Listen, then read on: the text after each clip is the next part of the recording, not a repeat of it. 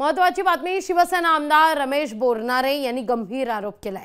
2019 साली विधानसभेच्या उमेदवारी करता पैशांची मागणी केली असं ते म्हणतात। उमेदवारी देताना पैशांची मागणी केल्याचा आरोप ठाकरेंच्या काळात त्यांनी केलेला आहे। उमेदवारीच्या मोबदल्यात ठाकरेंच्या काळात पैशांची देवाणघेवाण चालायची असं बोरनारे म्हणतात। जे 2.5 वर्ष त्यांनी राजकारण केलं, आमच्या जीवावरती मुख्यमंत्री झाले। तुम्ही फक्त एक काम केलं असेल का, माझ्यासारख्या एका शिवसैनिकाला तिकीट दिलं, परंतु तिकीट मागत असताना काय काय झालं याचा जर प्रामुख्याने या ठिकाणी विचार जर झाला तर शेवटच्या टप्प्यामध्ये या ठिकाणी सांगतो का वैजापूर विधानसभेची उमेदवारी देत असताना सुद्धा पैशाचा वापर त्या ठिकाणी होणार होता। मी रात्री 2 वाजता निघालो बाबासाहेब पटलाला।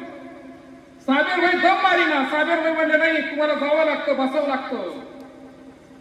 वैजापूरच्या विधानसभेची सुद्धा उमेदवारी पैसे देऊन त्या ठिकाणी एका माणसाला बळजबरी त्या ठिकाणी देण्याचा घाट त्यांनी रचला होता।